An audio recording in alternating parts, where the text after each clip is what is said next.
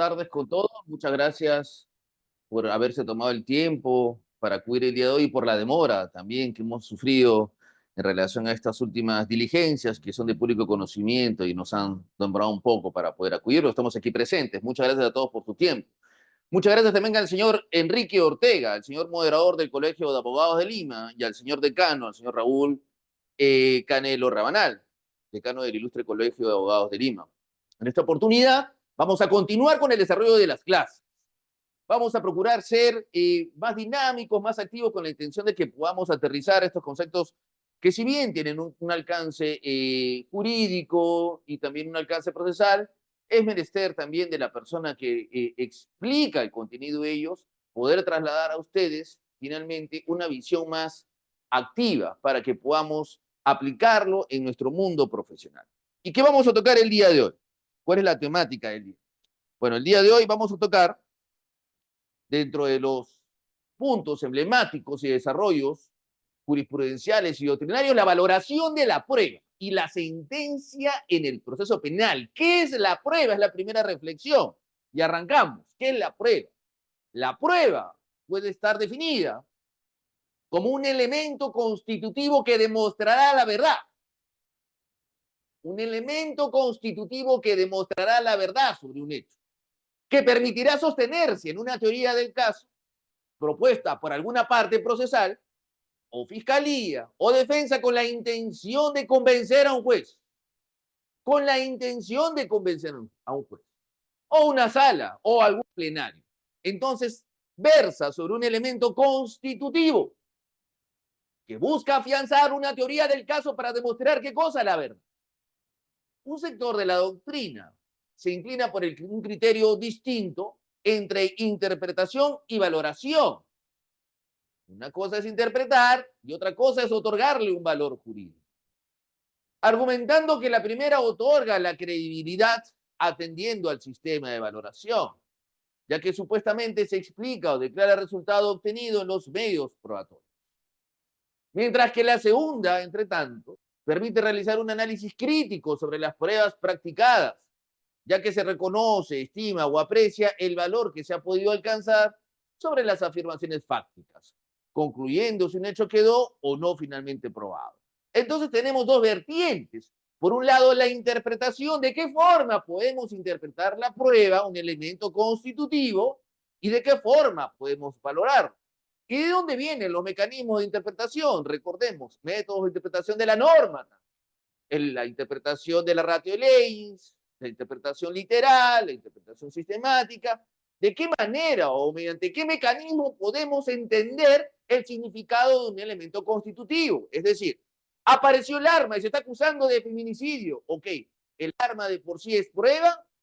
¿O estamos hablando del arma que incluye las huellas donde se habría desarrollado finalmente con un agente este hecho delictivo?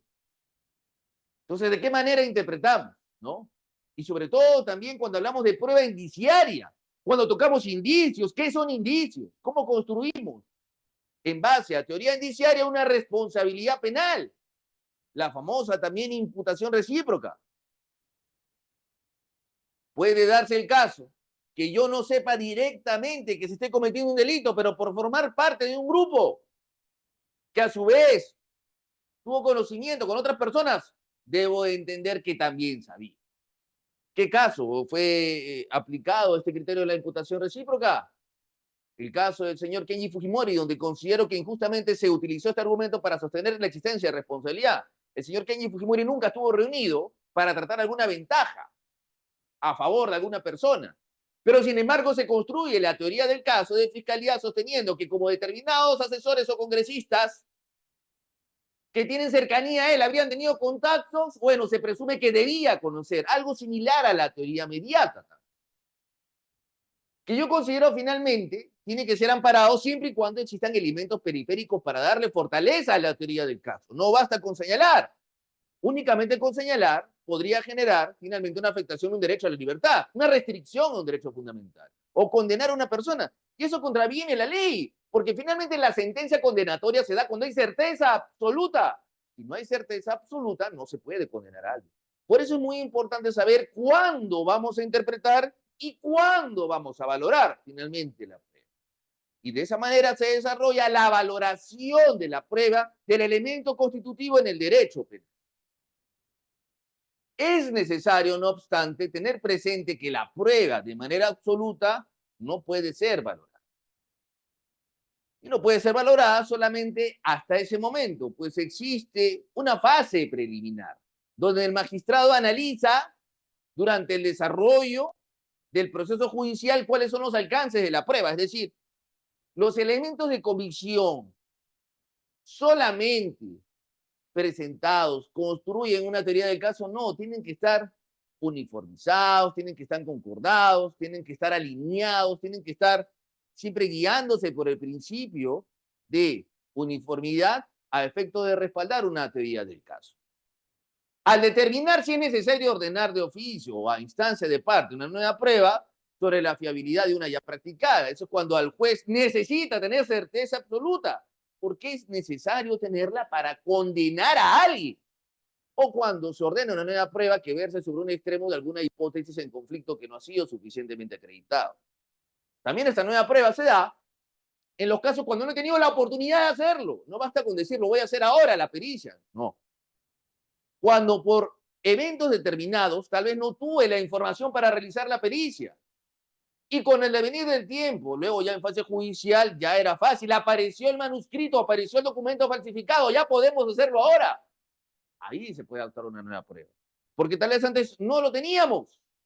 Estas son las características esenciales para sostener la viabilidad de la nueva prueba. Si no, evidentemente no se va. Es muy importante tomarlo, ¿no?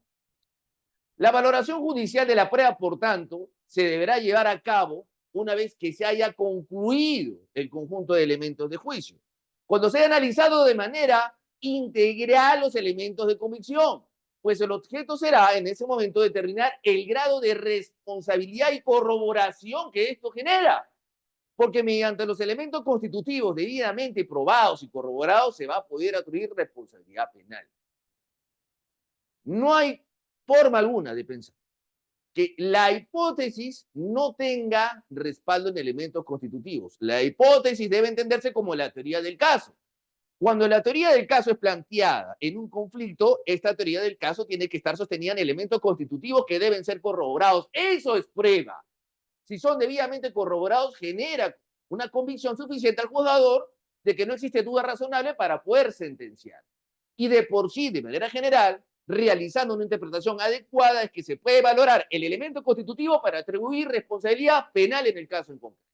Entonces, para resumir, la teoría del caso tiene que estar debidamente sostenida en elementos constitutivos que a su vez deben estar ciertamente corroborados. Solo de esa manera se podrá generar la certeza razonable para determinar que una persona tiene que ser condenada. Si no existe certeza razonable, no puede emitirse una sentencia condenatoria en ningún extremo. La teoría del caso tiene que estar avalada por elementos constitutivos debidamente corroborados. ¿Cuáles son los principios de la valoración de la prueba? ¿Cuáles son los lineamientos? ¿Por qué se dan? ¿De qué manera? Los principios de la valoración de la prueba se generan finalmente como lineamientos básicos para darle mayor sostenibilidad. Por ejemplo, la imparcialidad. El juez debe evaluar la prueba sin prejuicios, basándose solo en hechos probados y en las reglas del derecho. El juez tiene que tomarlo desde un criterio de imparcialidad. Asimismo, la prueba no puede ser tomada de forma aislada. Tiene que ser analizada en conjunto con demás elementos periféricos. La conjunción de pruebas establece que no se debe valorar una prueba de forma aislada, separada o de forma unilateral, sino en conjunto con las demás pruebas que son presentadas a lo largo de la fase de juzgamiento, donde se actúa el ente probatorio, donde el elemento constitutivo tiene que estar corroborado para atribuir responsabilidad penal y, por cierto, certeza al momento de condenar a una persona.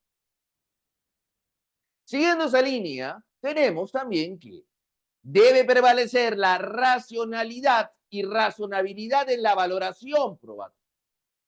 Es cierto también que resulta un poco confuso entre que podamos definir o diferenciar racionalidad y razonabilidad. En todo sentido, tenemos que apuntar a la existencia de razón, a la existencia de justificación, de pertinencia, de que sea utilizado este elemento constitutivo de manera equitativa, de forma racional, dejando de lado cualquier tipo de incertidumbre, porque en función a ello es que se va a atribuir una responsabilidad penal. Ante ello es indispensable realizar las diferencias entre uno y otro.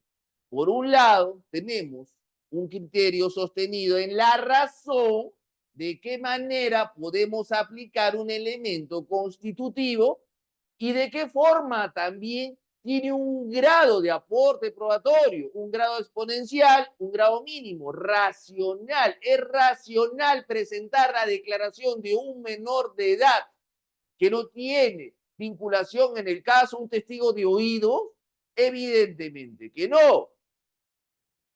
Desde el punto de vista de lo racional, no generaría convicción alguna porque es un derecho, es un testigo de oída, más no un testigo directo. Por eso es importante tomar en cuenta estos principios básicos y elementales al momento de ofrecer una prueba. No todo lo racional, finalmente, tiene de por sí un criterio de razonabilidad. En todo sentido, tenemos que aplicar la razón, la coherencia y sobre todo llenar la incertidumbre o el vacío jurídico que puede plantear tu contraparte al momento de debatir. El elemento de prueba tiene que ser completamente racional y razonable al momento de ser utilizado en tu teoría del caso para sostener o bien la inocencia o bien la culpabilidad de un justiciable. La valoración probatoria que se exige en la actualidad, ¿cuál es? ¿Qué es lo que quiere el legislador? ¿Qué es lo que establece finalmente la línea jurisprudencial? La no exclusión de prueba alguna para la solución del caso. En principio, no se excluye la. ¿Y por qué? Por el famoso derecho a la verdad, porque se busca perseguir la verdad. ¿Qué es lo que hay atrás? ¿Qué es lo que queremos? ¿Qué es lo que pasó? ¿Por qué se dio la noticia criminal? Su valoración de forma individual y conjunta, de ser el caso, debe ser realizada de manera coherente. ¿Pero qué quiere decir coherente, doctor Helio? Al referirnos coherente, pues estamos utilizando un símil de analizar la prueba de manera que pueda sostener la teoría del caso. De manera que pueda avalar la certidumbre si existe una condena o la incertidumbre si quieres presentar, ¿por qué no? Una duda razonable para lograr una exoneración de responsabilidad o que seas exculpado.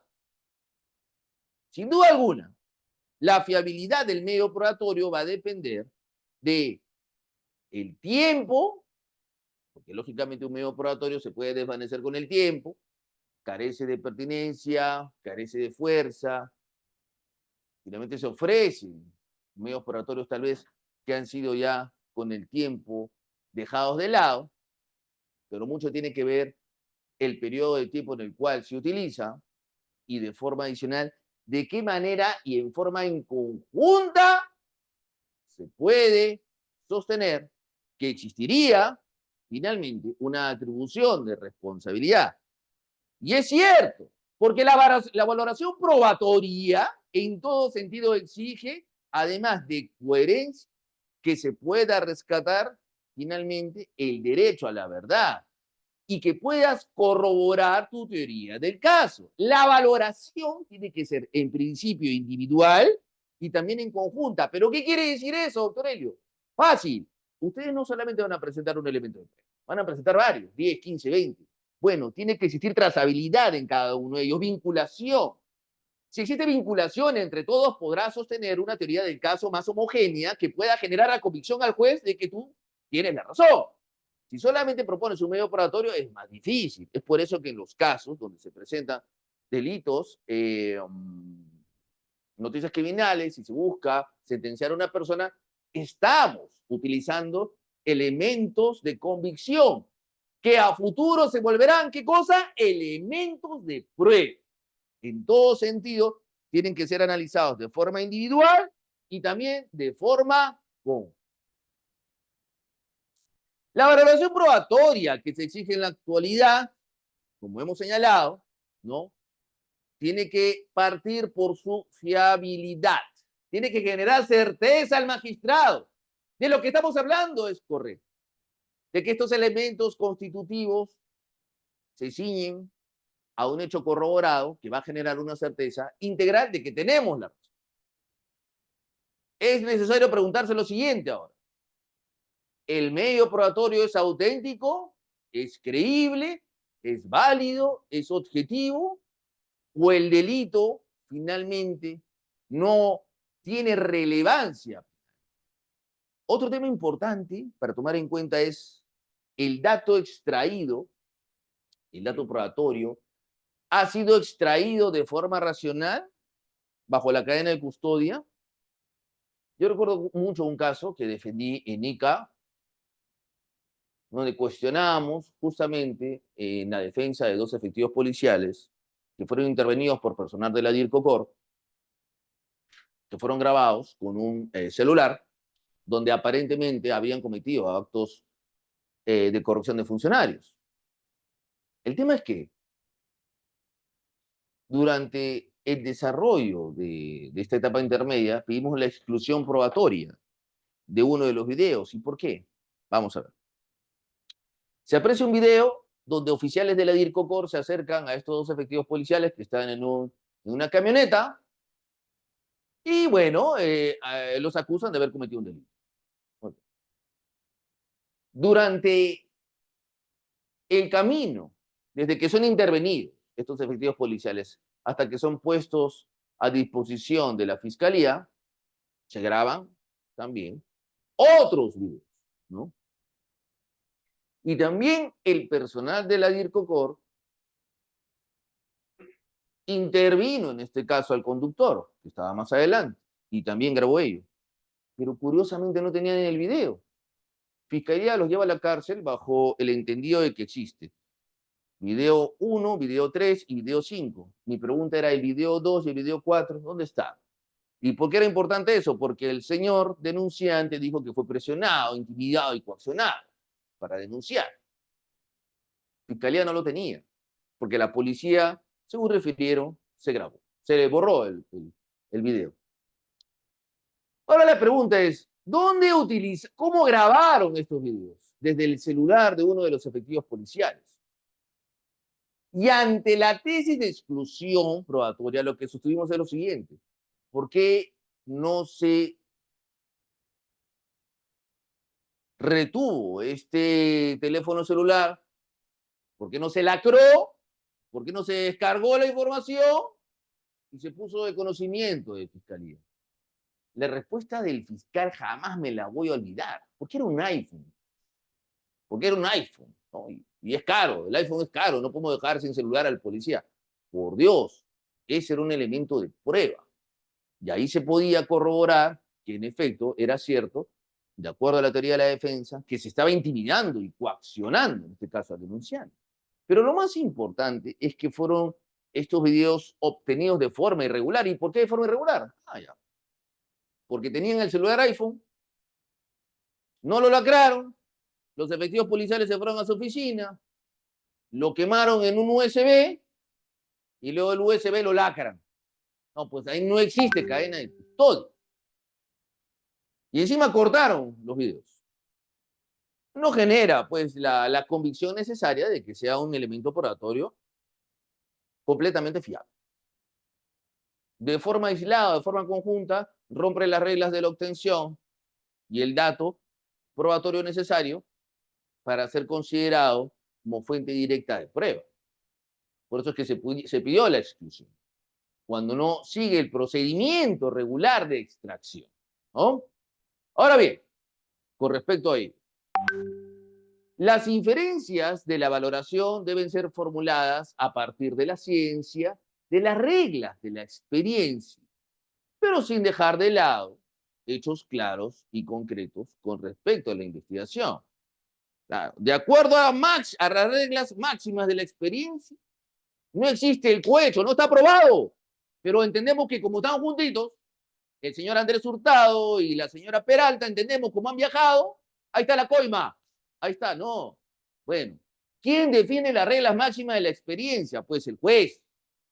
No basta con decir, yo entiendo que podríamos presentar un criterio amical.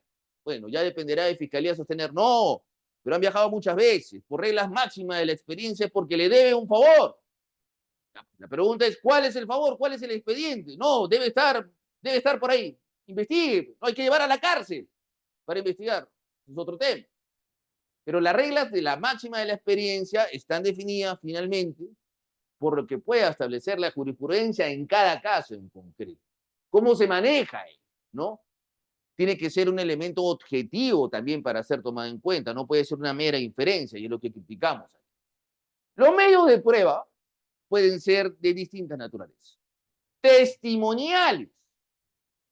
Llega una persona y declara. Documentales. Documentos obtenidos en un allanamiento que pueden certificar la trazabilidad bancaria. Periciales. Contratas un perito para que pueda defenderte de la perita de oficio, que dice que tiene desbalance patrimonial. Materiales, elementos concretos, un celular. También, como no, elementos confesionales. Por eso a veces las personas son detenidas. Una confesión sincera. El delincuente reconoce el delito. Pero el problema es que en muchos escenarios depende de la fiabilidad y la relevancia en el caso en concreto. No, yo reconozco que por medio de mi persona hice llegar $500,000 para una persona. ¿Cómo lo pruebas? Por más que quieras acogerte a la confesión sincera, ¿no? Porque tu reconocimiento va a generar, por extensión, una restricción de derecho a libertad de las personas. O puedes complicarla. Por eso es que se requiere también elementos concretos de corroboración. Entonces, testimoniales, documentales, periciales, materiales que son concretos, como teléfonos celulares incautados, o confesionales, dependiendo del caso, una confesión sincera, ¿no? O por qué no incluso una sentencia de colaboración eficaz, debidamente avalada y aprobada por el juez. Las máximas de la experiencia y la justificación. Nuevamente, las máximas de la experiencia. Bueno, como lo dice la palabra, ¿no? Es el alcance subjetivo que tenemos. Es la definición que tenemos sobre cada caso concreto, lo que obra finalmente en nuestro entender como abogados. Es lo que nosotros podemos proponer, lo que nosotros entendemos de la práctica habitual. Por eso es que es válido a veces escuchar a algunos colegas fiscales que hacen referencia a que por regla máxima de la experiencia, si bien en este tipo de delitos no existe, no se evidencia la coima, es porque es un delito clandestino. Y bueno, se entiende que estaría aprobado con el pago de un dentista. Reglas máximas de la experiencia, finalmente es algo que es postulado y sostenido por las partes, pero en líneas generales tiene que ser aprobado o definido por el juez en un caso en concreto. ¿Qué es lo que se busca? Justificar una valoración probatoria, que es lo más difícil propiamente, porque si justifica la valoración probatoria, vas a lograr alcanzar una decisión judicial acertada. Actualmente la perspectiva de que las máximas de la experiencia permiten justificar por qué la acción de una persona es o no es extraña, esto parecía razonable, se ha convertido en resonante, porque es un cajón desastre. Como ya no existen elementos de convicción, no, por reglas máximas de la experiencia. Es decir, ahora estamos utilizando más, y eso es una crítica como abogado procesalista, estamos utilizando más elementos subjetivos que elementos objetivos. Elementos objetivos son pruebas, elementos de convicción. Elementos subjetivos son, bueno, interpretaciones que son referenciales importantes, ¿por qué no? Pero no necesariamente tienen que llegar a la convicción de que sirvan para determinar una responsabilidad penal. Por regla máxima de la experiencia, considero que el señor es culpable porque, bueno, se ha juntado con el funcionario público. No basta, no basta. Bueno, lamentablemente con el día a día se están dejando elementos objetivos para restringir derechos de la libertad de personas por elementos subjetivos.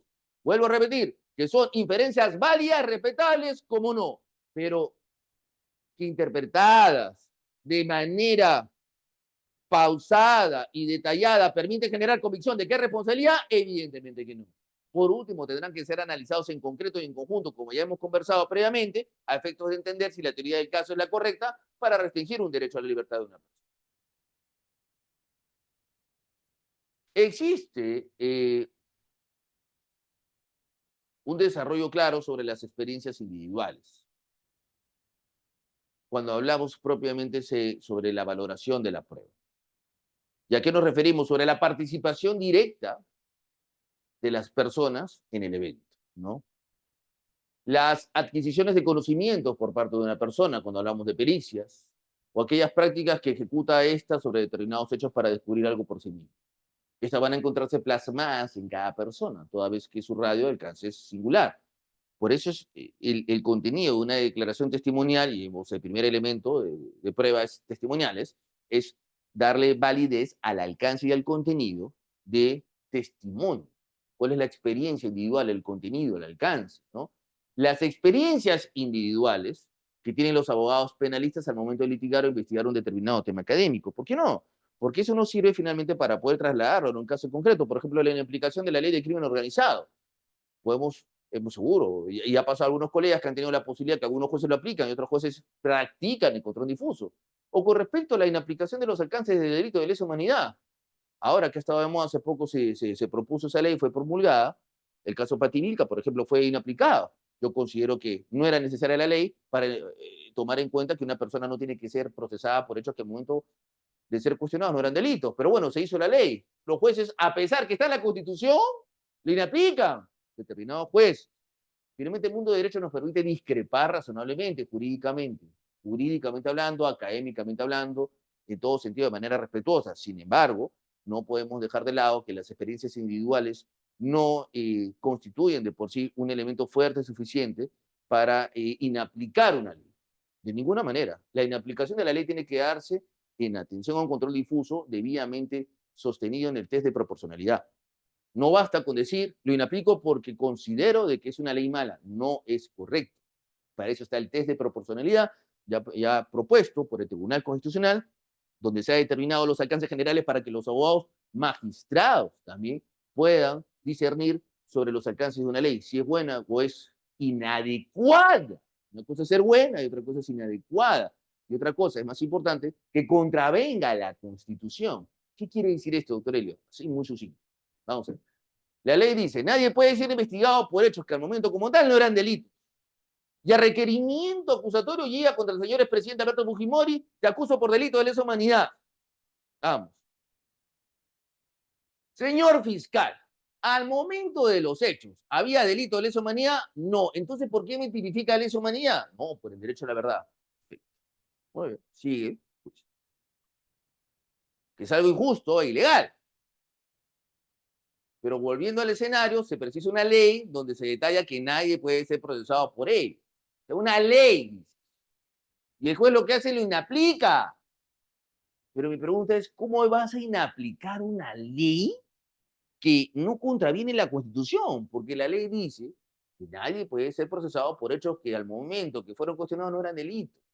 ¿Cómo inaplicas por control difuso? La inaplicación se hace cuando contraviene la ley, no cuando no te guste. Si no te gusta, bueno, no te gusta, pero tienes que aplicarla, porque la ley finalmente es de obligatorio cumplimiento para todos. ¿Para qué elegimos legisladores? Entonces mejor legislemos en función a fallos jurisprudenciales, ¿no? Cada poder del Estado tiene su tarea, su labor. Cada uno tiene un rol. Si hemos escogido congresistas es para que legislen, para que nos representen, es el voto del pueblo. Y todos estamos obligados a cumplirlo. Una cosa es que en determinados escenarios, algunos magistrados consideren que no nos gusta, y otra cosa es que sea contradictorio contra la Constitución. Si no contraviene la Constitución, tienes que aplicar, evidentemente. Las experiencias individuales, otro ejemplo de nuestro ilustre Colegio de Abogados de Lima. Miren, ¿no? Esto para que se puedan acordar. Un caso de un habeas corpus. Un caso de un cliente fue contratado, me buscaron, de Huaraz, está en Huaraz. está en el penal de Huaraz. Fue recluido por un delito contra la administración pública. Y se había presentado una demanda de habeas corpus ante el juzgado evidentemente constitucional, de allí, de Huaraz, para lograr su excarcelación. En aquella oportunidad, el juez constitucional lo que hizo fue declarar improcedente la demanda, no infundada, ¿no? Improcedente, porque una cosa es la improcedencia y otra cosa es que se declare infundada. Improcedencia quiere decir que no cumplió con algunos requisitos de forma para que sea su trámite. Infundada quiere decir que no tiene la razón, improcedente. Entonces, regresó la demanda, la modificamos, se adecuó, se mejoró y la volvimos a presentar. Infundada esta es la demanda, ¿no? Apelamos ante la sala y la sala lo que dice fue, oiga, usted ya había presentado la misma demanda, es muy similar, improcedente y me está tratando de engañar. O sea, no analizaron el tema de fondo los magistrados, ¿no? Se guiaron porque había otro incidente y yo entendería que finalmente habrán visto que la demanda era casi igual o parecía, o no habrán visto las modificaciones. La experiencia individual. Remitas al abogado a la dirección de ética del Colegio de Abogados de Lima. Por mala praxis, ¿no? ¿Saben a quién llevé de testigo a la dirección de ética del Colegio de Abogados? Al señor Polo, que logró su libertad después, ¿no? Felizmente los señores miembros de esta, en ese momento, de la Dirección de Ética del Colegio de Abogados de Lima, dijeron, no es necesario, ¿no? Pero el señor Polo me acompañó. ¿Qué hubiera pasado si no hubiéramos continuado con esa batalla? ¿Qué hubiera pasado si nos hubiéramos asustado? ¿Qué hubiera pasado si el riesgo de ser sancionados por la defensa hubiera generado que un justiciable no obtenga su libertad? Yo lo llevé y entré a la Dirección de Ética, señores. A mí me están acusando de mala praxis. Una sala, no mi cliente, porque mi cliente logró la libertad. Aquí está afuera. Si desean, puede ingresar. Los señores magistrados, los señores representantes de la Dirección de Ética me dijeron no es necesario. Se absolvió ese caso. Pero lo que voy es que este mensaje que a veces damos de experiencias individuales es de total trascendencia, porque sirve mucho para poder delimitar cuándo es que debemos actuar y cuándo tenemos que reaccionar. Ah, en otro escenario, tal vez hubiéramos reaccionado contra los señores magistrados, porque están imputando a una persona que habría generado una defensa ineficaz, cuando no es así. Recuperó la libertad, lógicamente por otra instancia, ¿no? No por los señores magistrados, sino por otra instancia. Pero finalmente, el bien supremo se materializa o se concreta, que es recuperar la libertad por esta experiencia individual, que es aportada sobre cada declaración o aporte de vida, que finalmente puede constituir, ¿qué cosa? Un derecho a la prueba. ¿Y por qué digo esto? Porque esta declaración, esta recuperación del derecho a la libertad sirvió para que después pudiera revertirse la condición de culpable e inocente. Qué importante es el desarrollo, entonces, sobre una experiencia personal en las actuaciones procesales que tenemos, pero lo más importante, no tener miedo en hacer lo correcto. Y es muy común a veces, yo he tomado, veo las audiencias en las noches como un hobby y veo que es común ahora, ¿no? Váyase al colegio de abogados, ¿por qué? ¿Por qué esa intención? Yo no comprendo mucho, de generar temor. No hay que tener temor de hacer lo correcto. Y lo correcto es defender a un justiciable. Si sabes que haces lo correcto, continúa hasta el final. Ese evento jamás lo voy a olvidar. Llegó mi cliente conmigo a la Dirección de Ética del Colegio de Abogados. Señores, he sido denunciado por la propia sala. Bueno, al día de hoy, mi cliente está en libertad. Recuperó la libertad por continuar con ella. ¿Es necesario que ingrese? Lo ofrecí como testigo. No es necesario, doctor Ríos. A manera de ejemplo, para tomar en cuenta los alcances del desarrollo de las experiencias personales sobre cada uno de los hechos vinculados al factor probatorio en el desarrollo de la etapa de juzgamiento. Y las experiencias colectivas configuran los factores externos que finalmente se crean y que obviamente, según las creencias, son apreciadas de manera general por la comunidad. Ya no estamos hablando de una apreciación única, sino una apreciación colectiva general, un interés social colectivo. Estas configuran el nexo que conlleva el conocimiento colectivo porque se les llega a denominar finalmente con una apreciación de creencias o apreciación que con el tiempo generarán fuentes del derecho. Porque la costumbre, finalmente, es un desarrollo de las experiencias colectivas, ¿no? Cuando una persona establece un comportamiento continuo y permanente, y este es sostenido también por demás personas como experiencias colectivas, ¿qué se genera? Costumbre. ¿Y la costumbre qué es? Fuente. Fuente. Muy importante tomar en cuenta que el conocimiento privado es la actividad que permite ir más allá de la experiencia individual, porque además de la experiencia individual, accedes también a experiencia académica, jurídica, que va a fortalecer, lógicamente, el alcance que tienes con respecto a la posición de tutoría del caso. Ya no basta con una experiencia individual, vas a darle también un complemento académico o jurídico para fortalecer tu tutoría del caso. Mucho tiene que ver el conocimiento público. ¿Por qué? Porque la vinculación sobre pronunciamiento, jurisprudencia, doctrina, tratados de desarrollo universal, al momento de ser acoplado a tus experiencias personales, colectivas, al conocimiento privado, va a enriquecer tu teoría del caso. Y en suma, podrá derivar un mejor conocimiento de la misma para que el juzgador pueda pronunciarse a favor de qué? A favor del justiciable al cual tú defiendes. Entonces, se resumen experiencias personales, colectivas, conocimiento privado y finalmente conocimiento público. Debidamente sostenido permitirá darle credibilidad a tu teoría del caso y por ende generar la certeza en el magistrado a cargo para que pueda resolver a favor. Muy bien, ahora vamos a entrar a la sentencia en el proceso penal. ¿Qué parte tan difícil para nosotros los abogados tener o poder escuchar llegar a esta etapa, ¿no? La lectura de la sentencia. ¿Qué parte? Es una parte muy difícil porque estás con tu cliente al costado. Estás con tu cliente al costado, tu cliente apuesta en ti, has tenido toda la posibilidad durante la etapa de juzgamiento. Y bueno, en función a ello, llegó el momento de la verdad. ¿Cuál es la posición de la judicatura? ¿Qué es lo que establece? ¿Qué es lo que ha resuelto? ¿Qué es lo que finalmente ha decidido? ¿Qué dice el 394 del Código Procesal Penal? Vamos a leer el 394. La sentencia contendrá la mención del juzgado penal, el lugar, la fecha en la que se ha dictado, el nombre de los jueces y de las partes y los datos de la enunciación de los hechos y circunstancias, objeto de acusación, las pretensiones penales, civiles introducidas en el juicio y la pretensión de la defensa de la motivación clara, no se olviden, motivación clara y lógica y completa de cada uno de los hechos.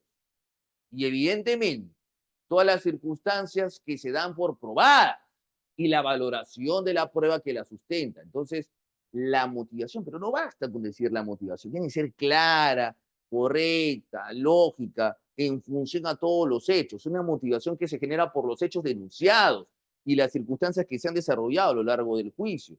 Ojo, se tiene que detallar ahí cuáles son las posiciones de las partes. El doctor Helio dijo A, B y C. Fiscalía dijo C, Z, D y H. Bueno, yo considero que el doctor Helio no tiene razón por esto, por esto, por esto. Ese tipo de pronunciamiento satisface el principio de congruencia. Y también se tiene que identificar ahí cuál es la valoración de la prueba que se tiene que dar para atribuir responsabilidad penal. Porque solamente con ello podremos inferir que una persona o es culpable o inocente. Entonces, además de la identificación puntual del juzgado, del lugar, de los nombres, de la enunciación de los hechos y circunstancias, lo más importante es la motivación. Porque el derecho a la motivación es un derecho fundamental. Recuerden esto, derecho a la motivación en las resoluciones judiciales. Es una obligación de los señores magistrados ceñirse al principio de congruencia procesal. Hay diversos tipos también de carencia de motivación, motivación inexistente, no pronunciaron nada, es muy pocos, ¿no? Falta de motivación interna, ¿no? Evidentemente tendremos que identificar, en el caso en concreto, cuáles son los fundamentos por los cuales corresponde atribuir responsabilidad a una persona o cuáles son los fundamentos para poder excluirlo de responsabilidad. Si logramos establecer ello, y nos sostenemos en función al principio de congruencia procesal, podremos alcanzar, satisfacer el derecho a obtener una motivación adecuada y conforme a ley. Si no, evidentemente esa sentencia puede ser declarada. El 394 me señala y establece la obligación de dejar por consignado los fundamentos de derecho, con precisión de las razones legales. La parte resolutiva con mención expresa y clara de la condena o de la absolución de cada uno de los acusados por cada uno de los delitos de la acusación. Debe de contener también cuando corresponde al pronunciamiento relativo a las costas y lo que proceda acerca del destino de las piezas de convicción, ¿no? Evidentemente, para finalizar, las firmas del juez o jueces encargados, ¿no? Finalmente, dentro de ello, también tenemos que la sentencia es la resolución final emitida por el juez o el tribunal al término del proceso penal, en la que se decide si el acusado es culpable o inocente del delito que se le imputa. La sentencia debe estar debidamente motivada y basada en hechos probados. Y como ya hemos conversado, la valoración identificada de la prueba. ¿De qué manera la prueba es valorada para generar la convicción que alguien es culpable? No basta con enunciar. No, no, no. Tiene que identificarse la valoración, de qué forma se da para atribuir responsabilidad. Los aspectos claves son los siguientes. La sentencia debe explicar de manera clara, razonada y cómo se ha llegado a la decisión tomada, basándose en los hechos probados y en la aplicación de las normas jurídicas. En suma, amigos de nuestra comunidad jurídica, la motivación debe incluir exposición de los hechos probados, valoración de las pruebas presentadas, aplicación de la normativa pertinente y sobre todo la razón por la cual se llega a la condena o la absolución. Esa motivación, esa obligación de ceñirse al principio de congruencia procesal, es decir, de pronunciarme con respecto a los argumentos de las partes, es de vital importancia, porque si no un juez podría generar tal vez una nulidad o un vicio de nulidad que podrá ser observado por las partes procesales en el momento de cuestionar una sentencia condenatoria o que no es congruente con tus intereses, ¿no? No debemos olvidar que en todo sentido el principio de presunción de inocencia se mantiene hasta la emisión de la sentencia, hasta que se pruebe lo contrario. Este principio implica que en caso de duda razonable, el juez debe absolver al acusado. Por eso es que en muchos escenarios los abogados procesalistas nos ceñimos directamente a la duda razonable. Si existe duda, pues no es pertinente atribuir responsabilidad penal, ¿no? O bien vamos por una pretensión absolutoria o por una pretensión finalmente que busque identificar dudas razonables y por ende falta de responsabilidad penal. ¿Y cómo finalmente podemos desarrollar una nulidad con respecto a una sentencia? Tenemos una sentencia de primera instancia condenatoria. Apelamos. La sala confirma, pero se olvida de pronunciarse sobre los argumentos. ¿Qué podemos hacer? Puedes presentar una acción de habeas corpus. Tendrás que demandar al juez de primera instancia, al juzgado que emitió la sentencia de primera instancia, segunda instancia. Normalmente los jueces de primera instancia constitucionales no te dan la razón. Te tendrás que ir a la sala. La sala constitucional puede ser que lo haga, pero finalmente, mediante un recurso de agravio constitucional, podrás llegar al Tribunal Constitucional, que es el máximo intérprete de la Constitución, para lograr declarar la nulidad de una sentencia. Que es el caso que se pueda dar, por ejemplo, este caso que se acaba de dar, el caso de la doctora Peralta, donde se está cuestionando si es proporcional o no darle una medida restrictiva a la libertad. Están 3-3. En caso exista un pronunciamiento que oriente una restricción al derecho a la libertad, bueno, la defensa podrá cuestionarlo vía. Muy bien. Dicho esto, vamos a presentar algunos casos prácticos para luego conversar, analizar sobre los mismos y también ya para cerrar con respecto a algunos temas vinculados a los tipos de la sentencia. Dicho esto, por favor, le pido a producción que puedan presentarnos. Gracias.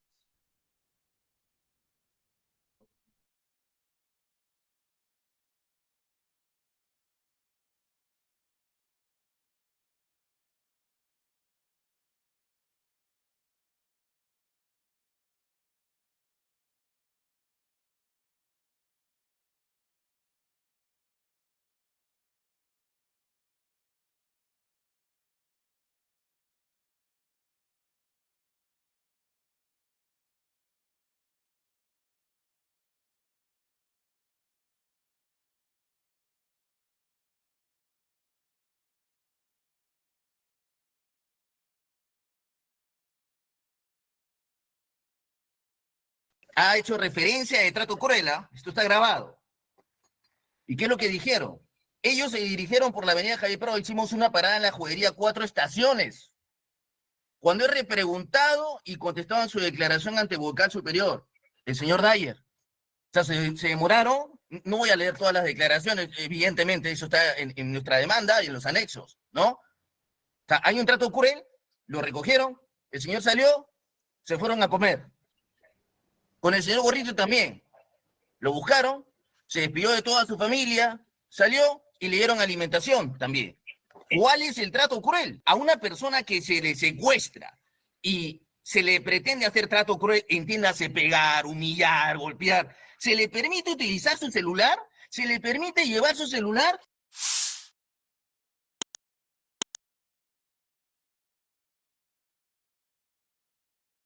Solamente para ser muy breve con respecto a este tema, y es importante porque el pronunciamiento de esta digna sala va a ser histórico. Nosotros desde el inicio, como tal, e incluso investigados y procesados el día de hoy, desde los penales, le pidieron a Fiscalía que precise el motivo por el cual se incluye la palabra lesa humanidad. Y es claro, señoría, porque incluir esta palabra de manera a entender de la defensa forzada, incluso de los procesados, lógicamente, genera una contravención al principio de imputación necesaria porque no saben cómo defenderse. Eso es lo que se presentó desde un comienzo. Incluso los procesados advirtieron ello. Y esto se encuentra registrado como tal. No queremos que se tome como un criterio obstruccionista, de ninguna manera, no, por el contrario. Nosotros como defensa, y entiendo que la demás defensa lo que buscan es defenderse bajo un criterio de igualdad de armas. Vea usted, señoría, lo que sucedió hace poco, y esto también es de público conocimiento, en el proceso de amparo expediente 36134-2022 Lambayeque, emitido por la Corte Suprema de Justicia de la República, Sala de Derecho Constitucional y Social Permanente. ¿Qué pasó, señoría? Recientemente se declaró nulo finalmente todo hasta la autoapertura de instrucción. Y justamente la tipificación era la misma, porque una cosa es cometer delitos, pero otra cosa, o tipificar estos delitos, porque es labor del titular de la acción penal perseguirlos y somos respetuosos de ello, pero otra cosa es incluir la palabra lesa humanidad sin justificar el porqué. Y el día de hoy ha quedado claro nuevamente, porque le dicen a usted en el contexto de lesa humanidad, pero no nos dicen el porqué. Y es por ello también de que la Corte Suprema, en dicho pronunciamiento recientemente por el caso de esterilizaciones forzadas, como tal, declaró nulo el auto de apertura de instrucción, recientemente. Entonces, no queremos que se tome esta actitud como obstruccionista, de ninguna manera. Si se tiene que investigar, el derecho a la verdad es permanente y constante y somos respetuosos de ello. Podremos discrepar en mi caso que el señor presidente pueda ser procesado o testigo. Yo considero que debería ser testigo. Ya está mi causa como tal apelada y tendrá que verse en su momento. Y con respecto a este tema, lo que las defensas, o entiendo por lo menos el suscrito, tengo que hacerlo por lealtad procesal, es que no basta con decirle a usted que en el contexto de lesa humanidad, más aún cuando en el momento de la comisión de los hechos, y es lo más importante, esto como tal no estaba tipificado, sino fue después. Fiscalía lo acaba de decir de manera pública y a nivel nacional. Lo estoy incluyendo porque de forma posterior apareció. Entonces, si permitimos que la regla sea que los delitos puedan también encontrarse optimizados de manera posterior sin tener una base legal primigenia, estamos contraviniendo reglas básicas del derecho del debido proceso. Nos guste o no, finalmente, lo que corresponde es imputar conforme a ley, a fin de que los justiciables, y no voy a entrar a sentencia del Tribunal Constitucional, e incluso pronunciamiento de esta digna sala, permitan y obedezcan a que los justiciables puedan defenderse. Por eso es que nosotros solicitamos en ese momento, y usted, como con sabia sabiduría, usted le dijo a Fiscalía, jamás lo voy a olvidar, para que Fiscalía de considerarlo precise. Y Fiscalía lo que hizo respetuosamente mi colega fue leer durante 1 hora y 21 minutos su acusación.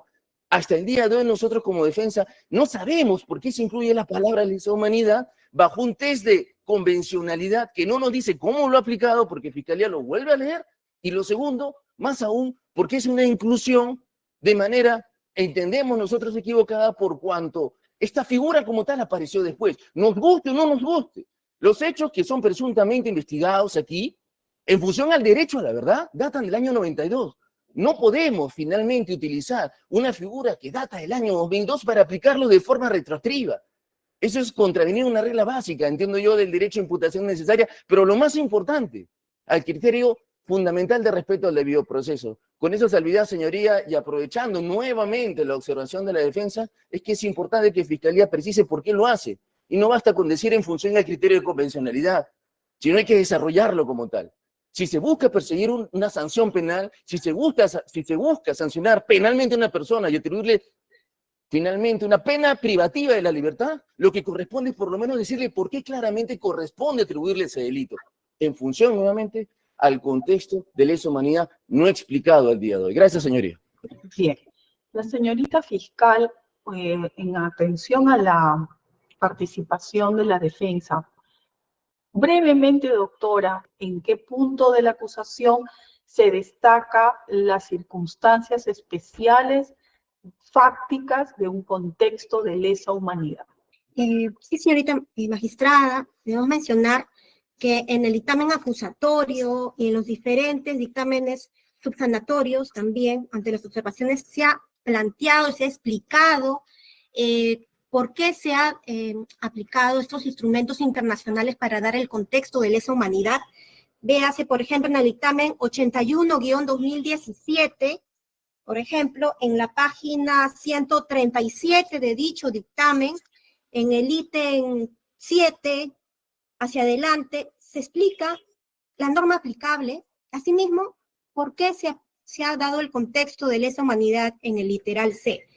Se precisa, asimismo, en el dictamen 67-2019, también se hace una precisión, se explica sobre el contexto de lesa humanidad en diversos argumentos, en la página 7, 8, 9, se desarrolla la aplicación de lesa humanidad. Asimismo, en otro dictamen, también el 23 el dictamen 84-2021, asimismo, se puede observar que también se hace una referencia sobre estos dos instrumentos internacionales, ¿no? En la página 18, hacia adelante, hasta la 20, 21, y sobre todo desde el comienzo, señorita magistrada, al emitirse los dictámenes acusatorios, se hace la explicación por qué se da este contexto. Los puntos que usted ha referido entiendo que es la justificación jurídica por lo cual se aplica normativamente, retroactivamente, las normas internacionales de derechos humanos. Lo que yo quisiera que especifique al tribunal es la cuestión fáctica, ¿no? La cuestión fáctica de fundamentación del contexto de lesa humanidad para que quede claro en este juicio oral y poder verificarlo con el pedido que han hecho las defensas. Imagina tener una residencia en Estados Unidos. Imagina un futuro donde tus habilidades como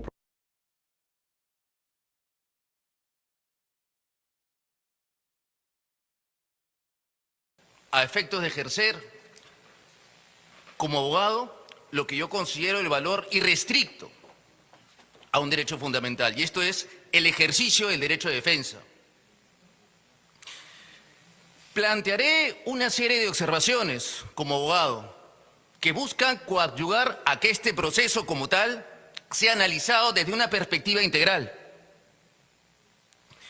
Pues en efecto, como hombre de derecho me corresponde actuar con verdad, y eso es lo que vamos a hacer el día de hoy. Señor presidente, he escuchado con sumo detenimiento los considerandos y los argumentos presentados por las señoras congresistas que me han antecedido. Vamos a ir punto por punto con respecto a cada uno de ellos. Se ha hecho referencia de que existe un reconocimiento con respecto a la señora María Cordero Jontay en su escrito. Primer punto, porque hay 3 puntos importantes. Existiría un reconocimiento. Disculpe usted, pero la norma señala claramente que cualquier tipo de reconocimiento como tal de un delito o una infracción tiene que estar claramente detallado. Lo que ha presentado la señora congresista Susel aquí presente es válido, entendible, respetable, pero es una inferencia. No existe un reconocimiento explícito del delito. Partir de ello, pues contravendría claramente la connotación jurídica de lo que involucra, señores parlamentarios, la figura del reconocimiento. Y ustedes han creado esa figura en el Código Penal y en las normas constitucionales. Esto tiene que ser explícito, detallado, e incluso hasta con la presencia del fiscal para darle validez a ello. No se puede pretender de un escrito brindando un apersonamiento y haciendo referencia a que existirían conversaciones que la congresista como tal ha asumido el hecho delictivo. La inferencia no es un reconocimiento, es mi primera conclusión. Señor presidente, señores congresistas, la congresista Susel ha hecho referencia también como segundo elemento para continuar con este proceso, que existiría un procedimiento administrativo de descargo entre los ex colaboradores, entiendo yo, de la congresista María Jontay. Y ha hecho referencia, textualmente, he tomado nota, entre la existencia de mensajes entre el señor Brandon y el señor Cabrejos. Ahora parto yo nuevamente de otra conclusión. Este procedimiento sancionador concluye, en efecto, que la señora Jontay ¿es responsable como tal de esta actuación? No. Estamos utilizando un procedimiento administrativo referencial para sostener que la congresista Cordero Jontay cometió un delito o una infracción constitucional. Y eso está mal. El procedimiento administrativo, traído a colación como segundo elemento de descargo, no genera convicción con respecto a que la señora congresista María Cordero Jontay cometió o validó esos hechos. La interacción entre estas dos personas tiene que ser investigada como tal, pero de ninguna manera se ha hecho extensión de responsabilidad a la señora congresista María Cordero Jontay. El tercer punto, y para mí es uno de los más importantes, y va a permitir, señores congresistas, justamente hacer referencia a uno de los derechos más importantes que prevalece en nuestra Constitución, y es el ne bis in idem. Está grabado.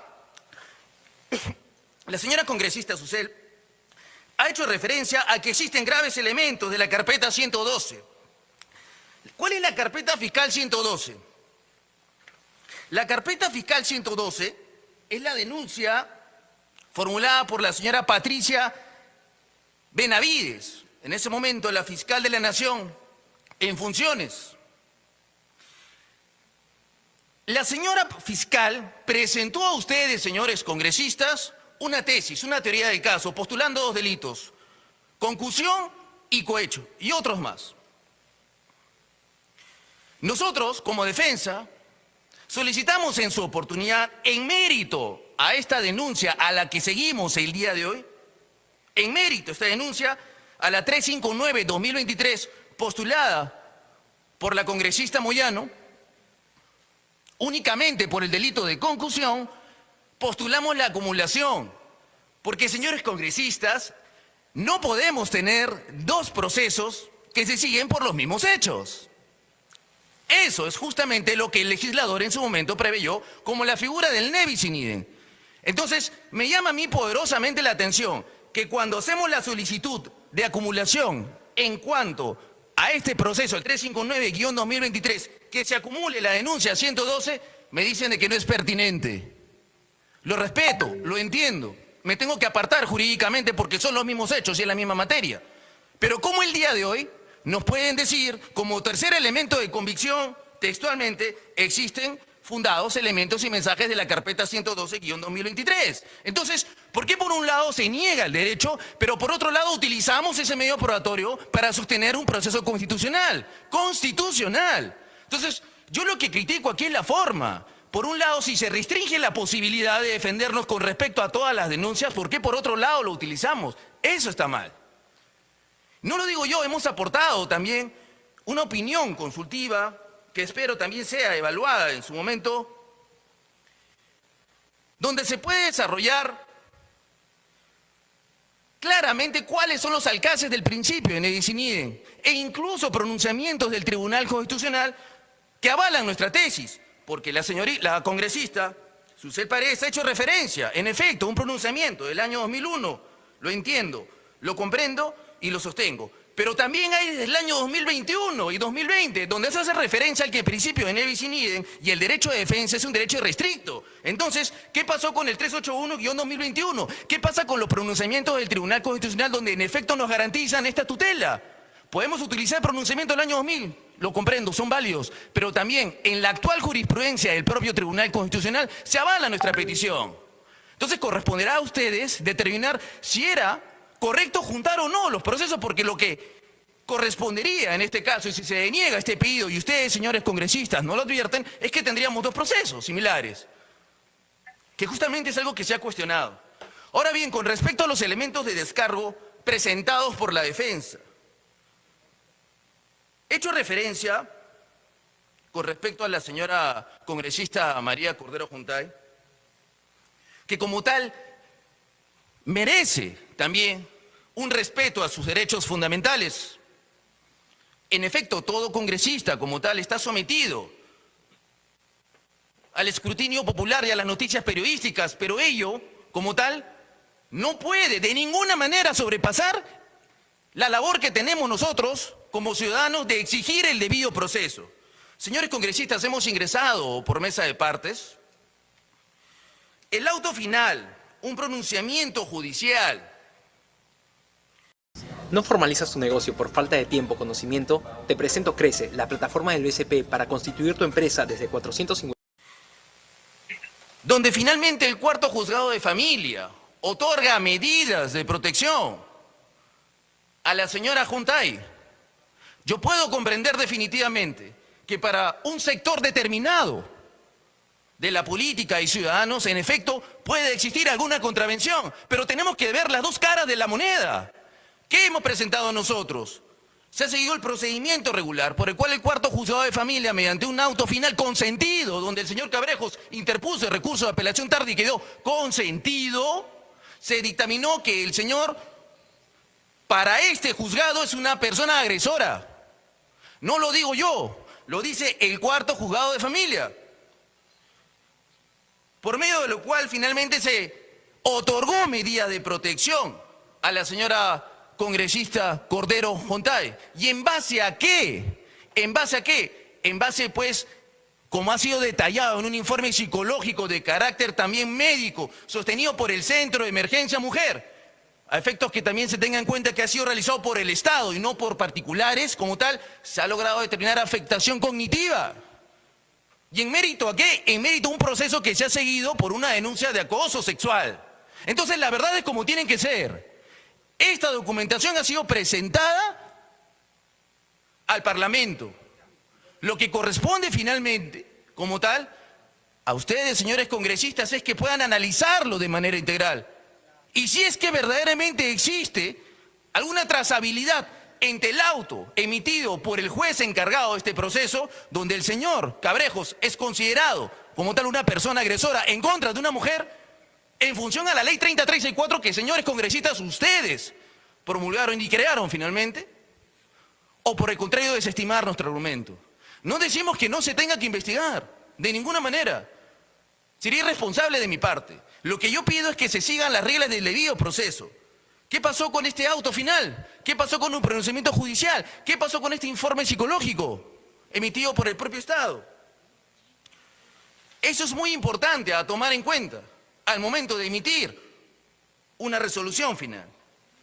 Otro elemento importante, y me tengo que guiar necesariamente porque la señora congresista Susel ha hecho referencia al contenido mediático y en efecto comparto ello. Al contenido mediático que alcanzan, lógicamente, las acusaciones de la población. Yo lo comprendo y lo entiendo. ¿Cómo no? Cualquier funcionario público está sometido al escrutinio popular como tal. Es correcto. Pero si seguimos esa tesis, la cual puedo entender, aunque jurídicamente no debería generar un sentido total, porque para eso está el debido proceso, si revisamos la declaración sostenida por el señor Jaime Javier Villanueva Barreto, pues ha hecho referencia el señor como tal, entre otros aspectos políticos relevantes, que existió finalmente un mensaje, tengo que decir supuesto, porque el señor como tal es aspirante, entiendo yo, a colaborador eficaz y por eso es que finalmente habría señalado ello, pero por lo menos está puesto a colación. Y el señor ha hecho referencia a que la señora Patricia Benavides habría direccionado o presentado esa denuncia. Estamos hablando de la 112-2023 en atención a una supuesta venganza con motivos políticos. Entonces, si nos vamos a guiar, por un lado, con respecto al elemento de convicción sostenido por la señora congresista Susel, referido al escrutinio mediático, que es importante tomarlo en cuenta, pues también tenemos que tomar en cuenta este elemento de convicción. Tiene que ser evaluado. ¿Por qué motivo se denunció? ¿En base a qué? Definitivamente no se ha seguido el procedimiento regular, porque nosotros como tal, y eso es lo que yo he señalado en la sentencia 381-2021, lo que hago yo referencia es que los justiciales merecen un pronunciamiento integral con respecto a las pretensiones que postulan. Señor presidente, si yo llego como abogado defensor aquí, es porque postulo necesariamente elementos de descargo. Y lo que espero yo, señor presidente, con respecto a mi patrocinado y con respecto a cualquier justiciable, es que por lo menos me digan que no tengo la razón. Pero el omitir esa serie de comentarios con respecto a los argumentos genera justamente vicios de nulidad. De forma adicional, hay que tomar en cuenta que nosotros como tal hemos señalado claramente de que este proceso que se sigue bajo los alcances del 359-2023 tiene que regresar a la subcomisión. Hay diversos cuestionamientos de forma y de fondo presentados. Por ejemplo, si nos ceñimos estrictamente al plazo legal, pues, ¿cuál es el plazo de acuerdo al reglamento para presentar el informe? Tendríamos 5 días. De acuerdo a los argumentos que hemos presentado, y no me voy a explayar con respecto a ello porque está por escrito, esto fue presentado después de 51 días. Entonces, ¿qué es lo que corresponde? ¿Declarar la nulidad de oficio? Porque es un procedimiento administrativo constitucional.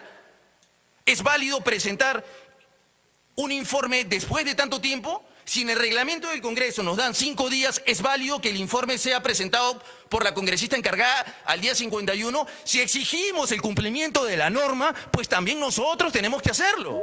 Es como tal lo válido. Entonces, ¿qué pasa con ese vacío? De forma adicional,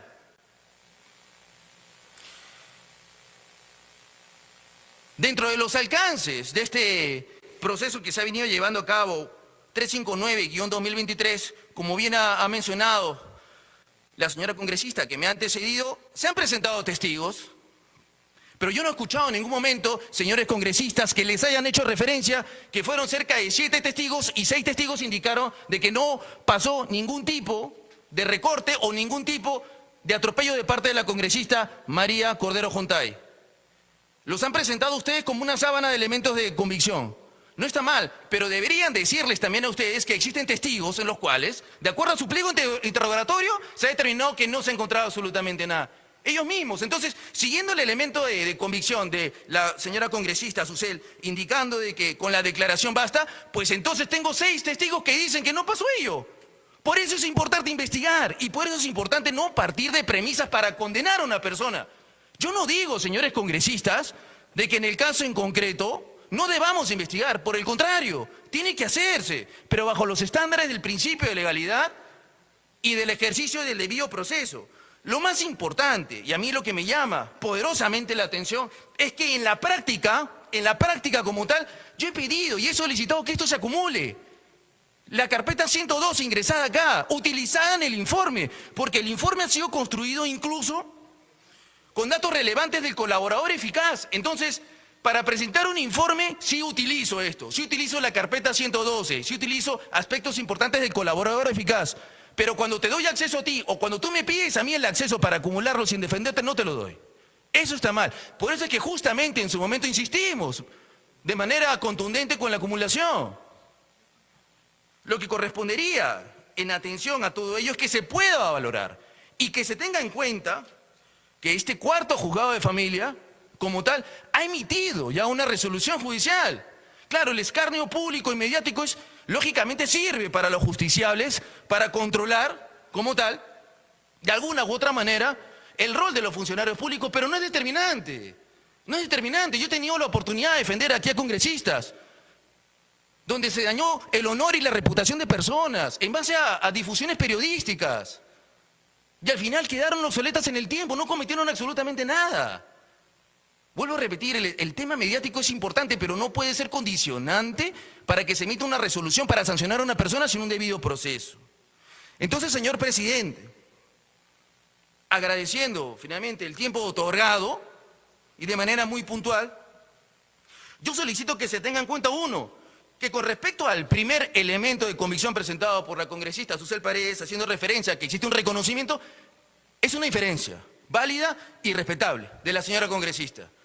Pero como tal, no guarda la formalidad de un reconocimiento legal. Tiene que ser descartado. Segundo, con respecto a que existe un procedimiento administrativo donde el señor Braden habría tenido contacto con el señor Cabrejos, como tal, ese segundo elemento de convicción no hace referencia a ningún alcance que la señora congresista cometió un hecho ilegal. Entonces, la mera presentación o enunciación de que existe un procedimiento no puede servir de elemento de convicción para sancionar a alguien. Más aún si no la menciona en las conclusiones. Y como tercer elemento, ya ha quedado registrado el día de hoy, la señora congresista Susel ha hecho referencia a la carpeta fiscal 112. Lógicamente, para darle fortaleza a su informe es válido, yo lo haría también. Pero lo que es pertinente y adecuado es tomar en cuenta que la defensa en su momento solicitó la acumulación.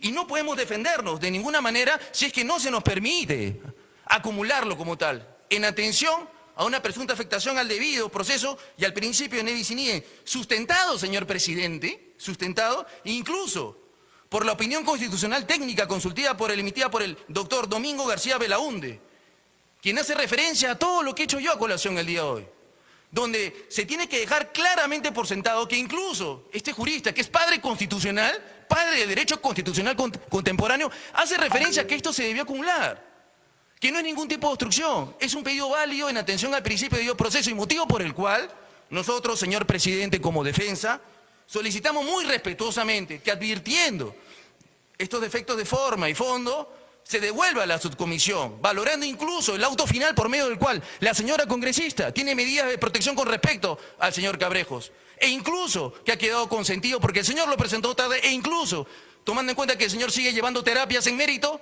a que ha sido considerado como persona agresora. Muchas gracias, señor presidente.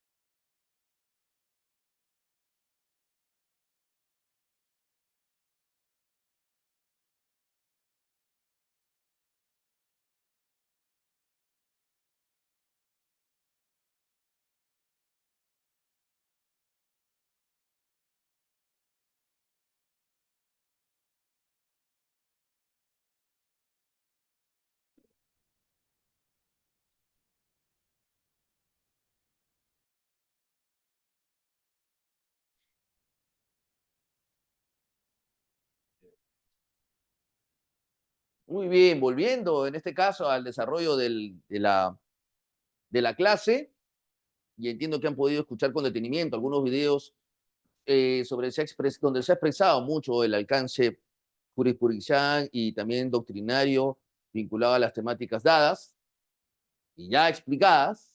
Ahora vamos a conversar un poco sobre los tipos de sentencias, ¿no? Ya sabemos qué son sentencias, valoración, construcción probatoria, cómo se dan, de qué forma, de qué manera. Ahora vamos a conversar sobre los tipos de sentencias, ¿no? Una sentencia condenatoria es aquella en la que el tribunal declara culpable a quien, al acusado de los hechos que se le imputan. En este tipo de sentencias, el tribunal impone una pena o sanción a la persona condenada, de acuerdo con las leyes y la gravedad del delito, ¿no? Esta sentencia puede incluir penas como la siguiente. Primero, una sentencia condenatoria establecida por una prisión privativa de la libertad. Restringimos el derecho de la libertad de una persona. Recordemos, 268 de la norma, o puede ser detención también preliminar. Cuando se inicia una investigación y de los eventos que resulta la investigación de manera urgente y necesaria, se tiene que llevar a la cárcel a una persona para que se continúe con la investigación sin que haya peligro de fuga o obstaculización a la justicia, ¿no? Ahí tenemos un claro ejemplo. Una privación de la libertad, privación del derecho a la libertad, materializado, en este caso, en una prisión preventiva, en una sentencia condenatoria, una detención preliminar, todo lo que restringe la posibilidad motora, mover. Multas económicas, sanciones económicas que imponen la obligación de realizar un pago a favor del Estado. Trabajos comunitarios o servicios a la comunidad que buscan generar a favor de un tercero, en caso del Estado, un beneficio. Y finalmente penas accesorias, como pueden ser también la inhabilitación para ejercer determinados derechos. Cuando se inhabilita a funcionarios públicos por una sentencia condenatoria, por haber cometido un delito en función a su cargo. Esos son los tipos. Pero también tenemos, por otro lado, sentencias absolutorias. Y en aquellos escenarios nos encontramos en los cuales el tribunal considera que no se ha probado la culpabilidad del acusado, ya sea porque no hay pruebas suficientes o porque las pruebas acreditadas o las pruebas presentadas no acreditan su participación en el delito. No existen pruebas suficientes o las pruebas presentadas no acreditan la participación en el delito. Como consecuencia, el tribunal absuelve al acusado, dejándolo sin condena. En este caso, el tribunal declara que no existe responsabilidad penal por parte del acusado y generalmente ordena su liberación. Estaba detenido, será el caso, o la devolución de bienes que hayan sido decomisados si procediera también darle viabilidad a él, ¿no? Entonces, con la sentencia absolutoria, dos escenarios. No nos olvidemos. Uno, no hay prueba suficiente de cargo.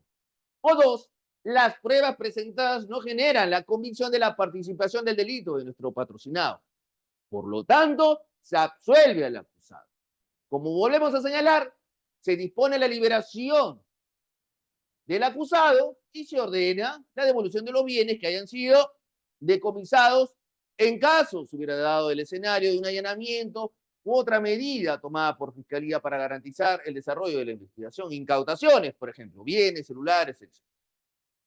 La sentencia condenatoria con suspensión de la pena. En algunos casos, los jueces pueden dictar una sentencia condenatoria, pero buscando suspender la ejecución de la pena, cuando la pena es menor a 5 años. Por ejemplo, a raíz del decreto legislativo 1585, que establece por temas de hacinamiento la posibilidad que se suspenda la ejecución de la pena. En principio se tiene que cumplir la pena. Sin embargo, en determinados escenarios corresponde la suspensión de la misma. Estando que el condenado no cumplirá la pena de forma inmediata. Este tipo de sentencias está dado siempre y cuando, hay que anotar ello, el condenado cumpla con determinadas condiciones o restricciones establecidas en la resolución, como por ejemplo, no cometer nuevos delitos durante un periodo determinado. Si lo vuelves a cometer, evidentemente se te va a revocar el beneficio y la pena dejará de ser suspendida, por lo tanto se mantendrá la ejecución. Lo mismo involucra el incumplir las reglas de conducta, como realizar los trabajos comunitarios, de ser el caso, o los tratamientos a los cuales te hayas visto obligado. ¿Por qué no incluso mencionar también las reparaciones o los días multa que te hicieron o te obligaron? Si el condenado incumple las condiciones, la pena suspendida puede ejecutarse de forma efectiva, evidentemente. Ojo con ese tema, ¿no?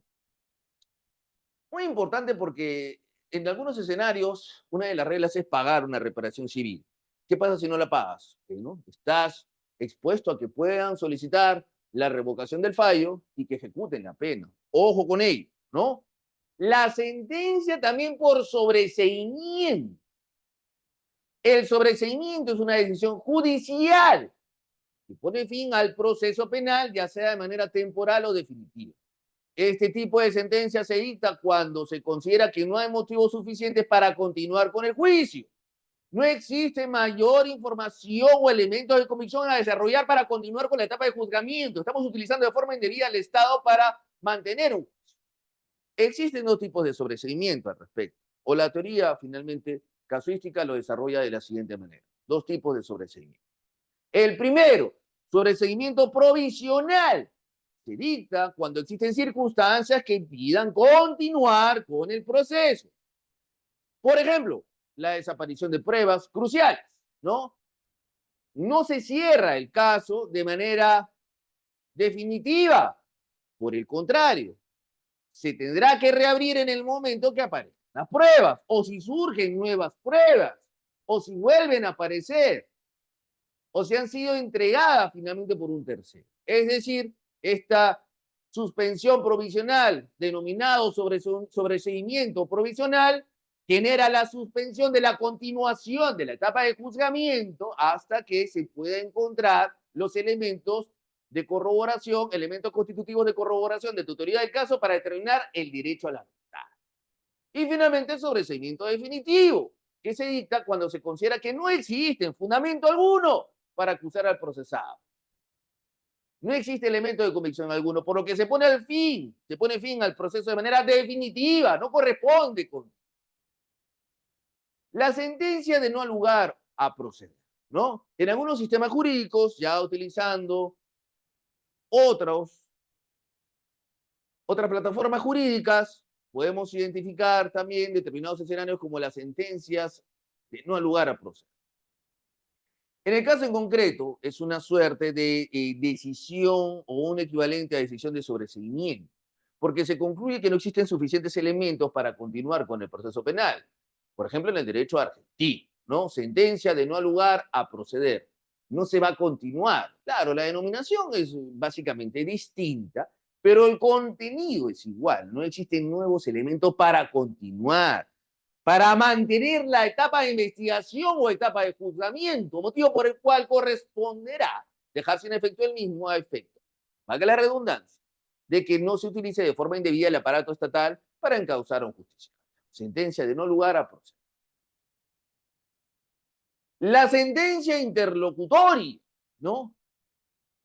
En ese tipo de sentencias se dicta la admisión o rechazo a prueba. Son cuestiones accesorias. No es una sentencia de fondo. No se analiza la parte de congruencia procesal con respecto a los argumentos de fondo. De ninguna manera. Las decisiones interlocutorias no resuelven la cuestión de fondo. Culpabilidad o inocencia, de ninguna manera.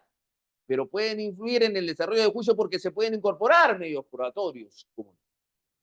Una sentencia también tiene que ser definitiva. Es aquella que pone fin al proceso penal. Ahí tenemos que diferenciar el sentido de una sentencia cuando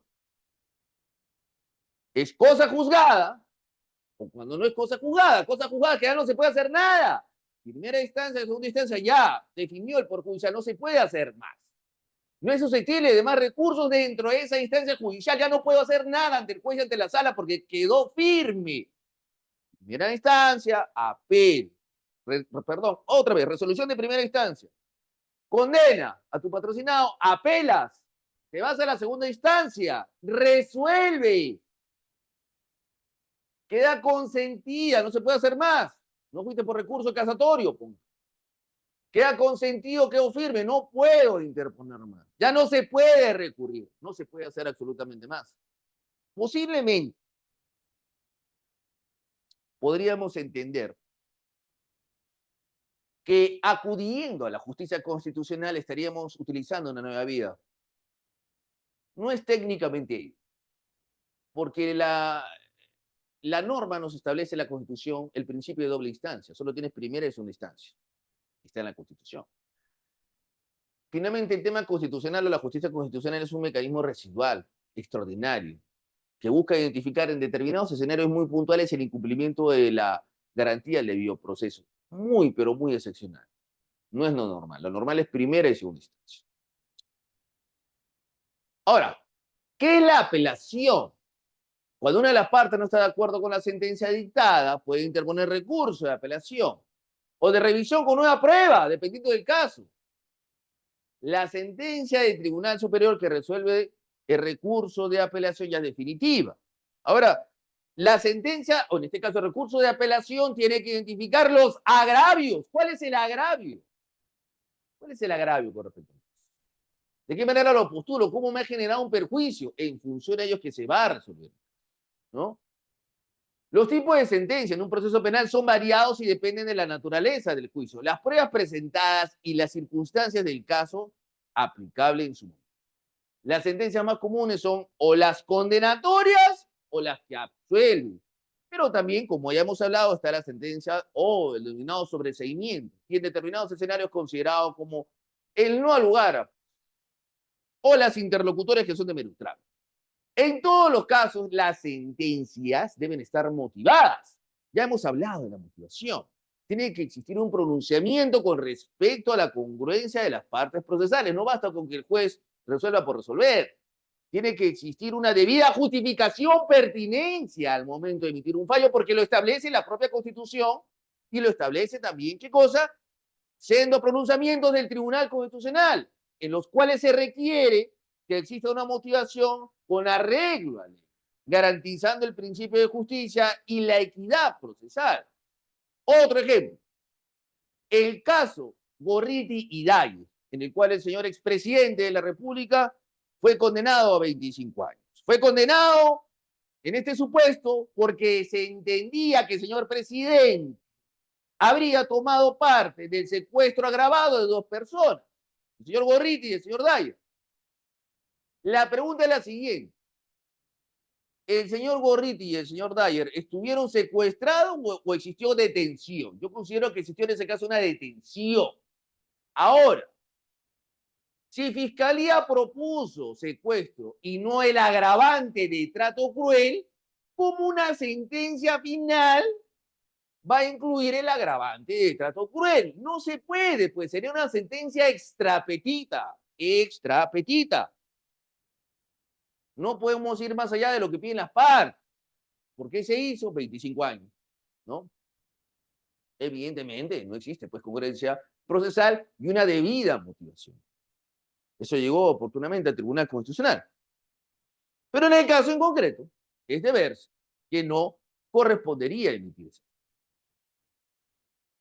Bueno, ahora, habiendo pues concluido con el desarrollo de esta temática sobre la valoración de la prueba, ¿qué es la prueba? Los alcances de la prueba, los elementos constitutivos de corroboración y los tipos de sentencia, nos queda en este escenario concluir el desarrollo de este conversatorio, esta clase, haciendo referencia que el derecho a la motivación es parte sustancial del debido proceso y se encuentra incluido en los pronunciamientos judiciales por excelencia.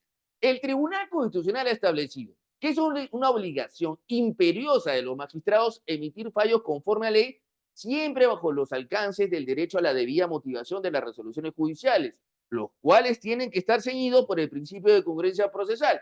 ¿Y qué es eso, doctor Elio? Que se pronuncien, por lo menos, sobre nuestros argumentos. ¿Y cuáles son nuestros argumentos? Ahí está, la prueba. Los elementos constitutivos que tienen que estar corroborados. La prueba. ¿Y cuáles son? No nos olvidemos, testimoniales, documentales, periciales, materiales, declaración sincera, todo lo que debimos aportar, se expuso, se argumentó y que evidentemente genera la necesidad de que el magistrado a cargo se pronuncie sobre ello. Bueno, yo les agradezco en este caso por la oportunidad y encantado de atender alguna consulta o inquietud si le estiman pertinente formular.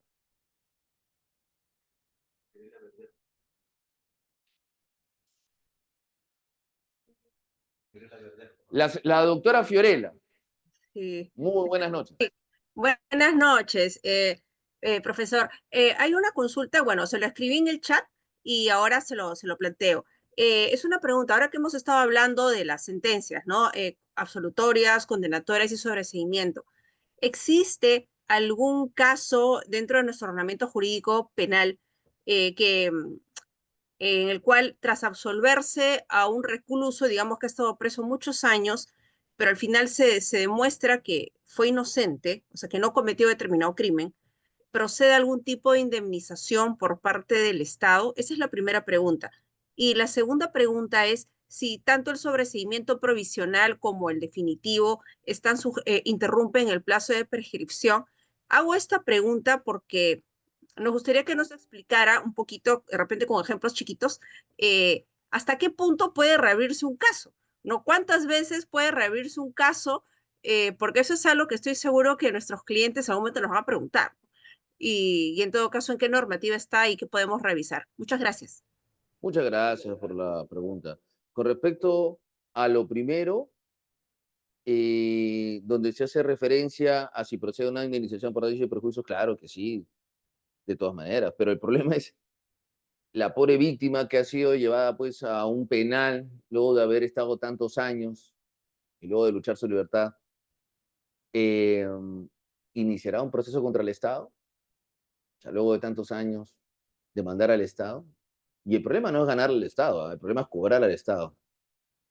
O sea, en la práctica es materialmente inviable que se haga porque las personas ya vienen de gastos, una persona que está en la cárcel evidentemente ha tenido gastos, no produce, la familia gasta, invierte.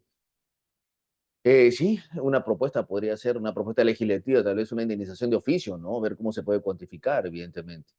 Pero en el modelo que tenemos, solamente la indemnización la asigna el juez.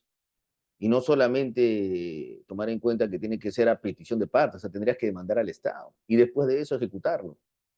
Bueno, es complicado que se pueda materializar, pero el derecho lo tienes activo y lo puedes hacer. Y con respecto a lo segundo, bueno, ya tenemos una ley que precisa cuáles son los alcances de la suspensión del plazo de prescripción y es 1 año. La prescripción, muy brevemente, con cargo tal vez a tener una clase sobre ello, se rige por 2 vías, la prescripción ordinaria y extraordinaria. La extraordinaria es la que manda, ¿no? Es el total de la pena más la mitad de la pena. Con eso finalmente prescribe el delito. Si prescribe el delito, tienes que solicitar la prescripción. Cuando la obtienes formalmente, ya no se puede reabrir ese caso. Si no la tienes, se mantiene la suspensión del proceso hasta máximo por 1 año. Muchas gracias, doctora Fiorello.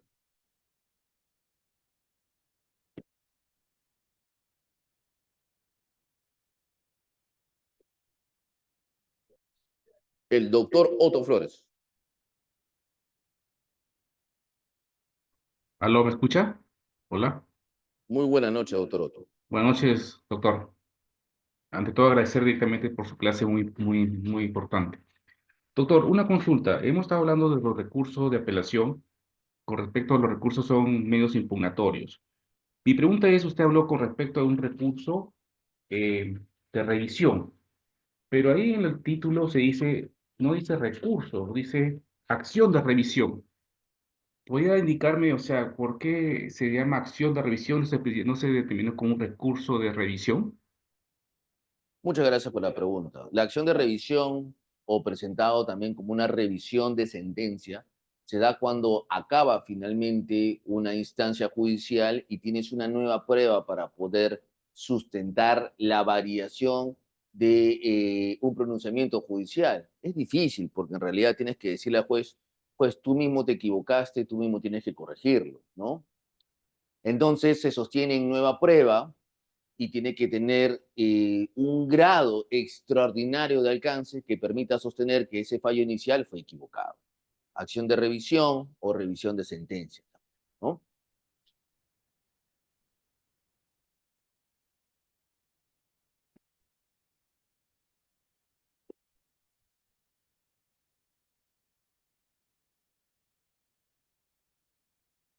Doctor Otto.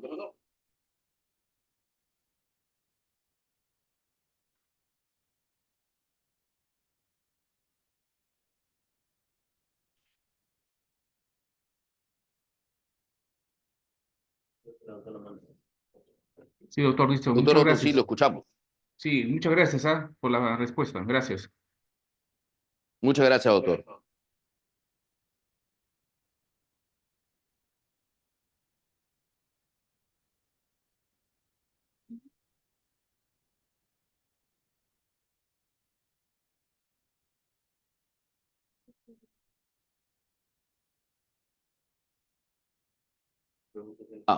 ¿Tenemos alguna consulta adicional? Rogelio, sí. Rogelio García nos dice por mensaje, ¿cuál es la diferencia con la suspensión de pena con periodo de prueba? Bueno, muchas gracias a la señorita Carolina Maricel Horna por la lectura de la pregunta para el señor Rogelio. ¿Podría repetirla, por favor? ¿Cuál es la diferencia con suspensión de la pena con periodo de prueba? Muy bien, la suspensión de pena ya la hemos conversado, se suspenden los efectos de la ejecución de la misma bajo determinadas reglas de conducta, y dentro de esas determinadas reglas de conducta existe un plazo, pero eso dice periodo de prueba. Puede ser 3 meses, 2 meses, 5 meses, 4 meses. Es el marco de temporalidad. Una cosa es la suspensión total de la pena y lo otro es el marco de temporalidad. ¿Durante cuánto tiempo va a estar a prueba esa suspensión?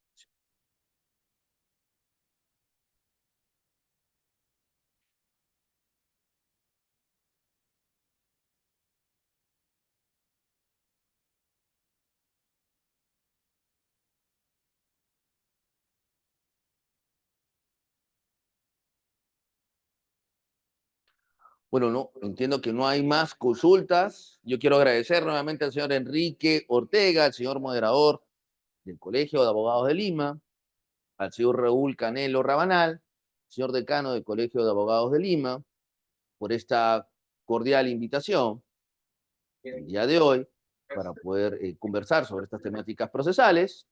Quiero invitarlos a todos nuevamente para que se puedan conectar a nuestras redes sociales, Facebook, Instagram, Twitter, TikTok. Ya he tenido la oportunidad de tener una charla con muchos de ustedes y hemos finalmente podido alcanzar algunos libros propuestos en el desarrollo anterior.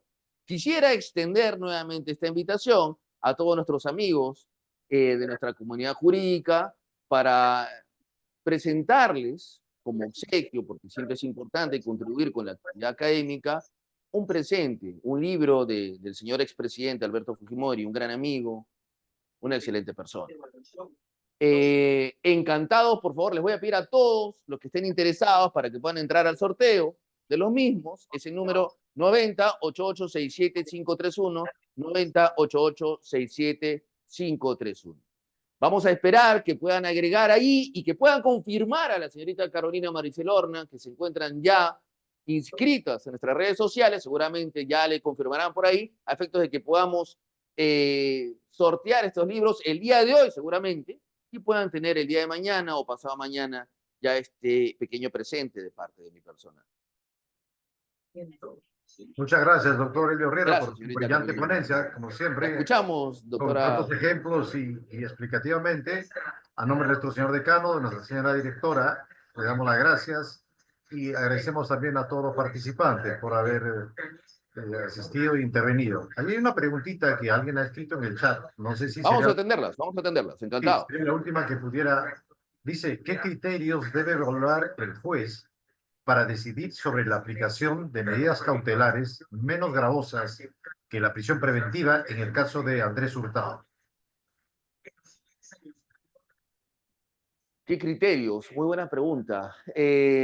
La proporcionalidad, tomar en cuenta de que no existe, en este caso, peligro de fuga, pero al momento de proporcionalidad, hacer un análisis sobre ello, tomar en cuenta de que existen otras medidas menos gravosas, el arresto domiciliario, a manera de ejemplo, la comparecencia con restricciones. No es necesario que Fiscalía tenga a su disposición o que tenga la confirmación que una persona esté presa para que pueda investigar. Entonces el criterio está dado por la gradualidad y la proporcionalidad, ¿no? Existen otras medidas menos gravosas que se pueden implementar a efectos de no restringir un derecho a la libertad. El arresto domiciliario es un claro ejemplo, la vigilancia electrónica también. El caso del señor expresidente Alberto Fujimori, cuando se pidió arresto domiciliario, apenas salió en libertad y querían arresto domiciliario, por Dios. ¿Y por qué? Porque según lo que postulaba Fiscalía, el señor podía fugar. Pongan el impedimento de salida, yo decía. ¿Tienen miedo que el señor se vaya? Pongan impedimento de salida. Las personas no nacen para mentir, vean el ejemplo. O sea, finalmente se dio impedimento de salida. No, la tesis era que se puede ir por control informal. Vamos, una persona de 85 años no puede fugarse por el Amazonas. Ya depende mucho del juez, del criterio, la razonabilidad y finalmente la teoría que vaya a postular la defensa al momento de oralizar. No se olviden las facultades que tenemos como defensa para poder oralizar y para poder trasladar nuestra teoría del caso, argumentar, ir un paso más allá. Muchas gracias al señor Enrique Ortega y a todos nuestros amigos que han tenido la amabilidad de escribir.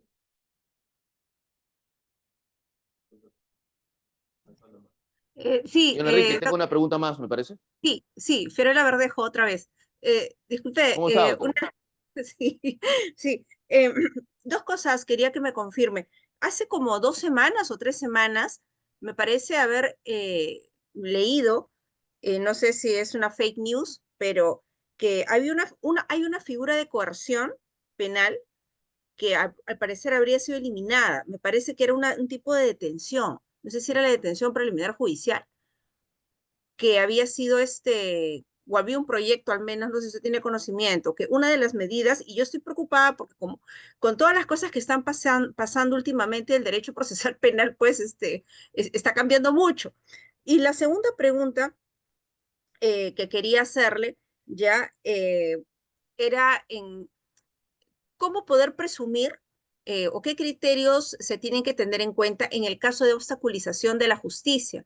Lo digo porque, por ejemplo, cuando se trata, sin decir nombres ni fijarnos en un caso concreto, ¿no? Si digamos, yo tengo un cliente que es un funcionario público, un alto funcionario público, incluso llegó por cargo de confianza, qué sé yo. Pero, y bueno, le imputan un delito de peculado, malversación, etc.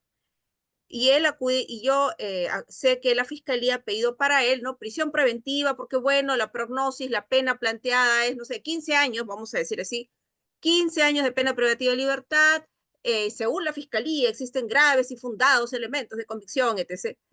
No, y no dice que hay peligro de fuga, pero dice que hay peligro de obstaculización de la justicia. Y mi cliente me dice, pero doctora, yo nunca, o sea, yo nunca durante el transcurso de la investigación he amedrentado a nadie, ni tampoco, yo siempre que me han llamado, la fiscalía no me ha pedido todavía que le entregue ninguna documentación. Todavía no me ha pedido que le entregue ninguna documentación. Recién están llamando a los testigos, que entiendo que algunos son gente subordinada mía, pero dicen que ya que es por mi sola posición, la tesis de la fiscalía es, por mi sola posición, ya estoy como, ¿cómo decirlo? En una especie de tengo tengo un poder de manipulación alto, por decirlo así. Y entonces está aduciendo que que hay peligro de obstaculización. Es viable que haya fiscales que piensen así o jueces que piensen así, o sea, por la sola posición de una persona, de un funcionario, ya de por sí puede hacer presumir que tienes poder para obstaculizar a la justicia, o en realidad, no, ya tienes que haber tenido conductas previas en ese sentido. Esa es mi consulta. Muchas gracias. Gracias, doctora Fiorella. Con respecto a la primera pregunta, la detención preliminar se mantiene. Y en este momento veo un poco complicado que eliminen por esta figura jurídica la detención preliminar. Y con respecto a lo segundo, bueno, es lo típico de muchos colegas fiscales, ¿no? El peligro de obstaculización por funcionarios públicos es su cargo. Siempre lo coloca. Le corresponderá, en este caso, a la defensa sostener que ello no es así, que no existe vinculación, que no existe hechos previos que generen esa certeza o esa presunta certeza, o por qué no, incluso si ya está bajo un delito de corrupción de funcionarios, mostrar en todo caso mi suspensión unilateral o mi renuncia del cargo.